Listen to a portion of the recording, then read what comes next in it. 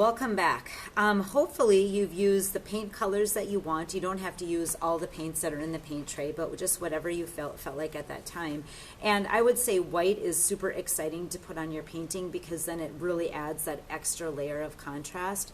And this works too, just with a little bit of white.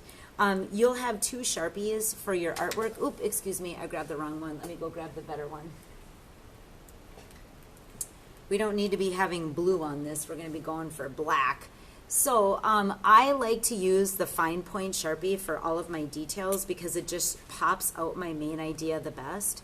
So as I come through here, I'm thinking about just outlining my details, excuse me, my larger object to make sure that you can see that this is the main idea. That Sharpie just adds one extra layer of directing the viewer's eyes to where you want them to go, and it really sharpens up any of my like more crustier or jagged edges. It's just a fun tool.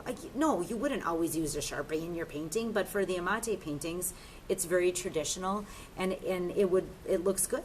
So it just brings out all those colors and shapes and cleans them up a little bit better. Here's another example of what that looks like too as we're working. Just love those ideas. If you're going to get into really teeny tiny details, like maybe around, I used a wide Sharpie to go around this eye, but I used a little one to go in these details. That would be a good thing.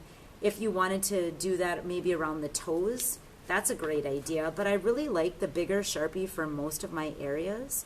And you don't have to go around all of your shapes if you don't want to. Tempera paint is actually really hard on Sharpies because it's so dusty. However, I think it's worth using up that tool for. So you decide, do you like this better or do you like that better? It's up for you to decide. Maybe I want to go around those two. Maybe I want to leave it. But you want to clean up your edges. These are the tools that we're using, and I'm going to stress again, make sure the paint is dry.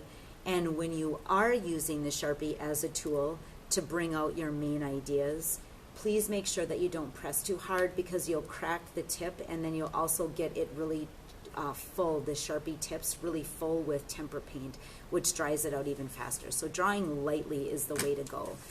Personally, I don't usually Sharpie my border. I just like my border to kind of go back and my object to come forward.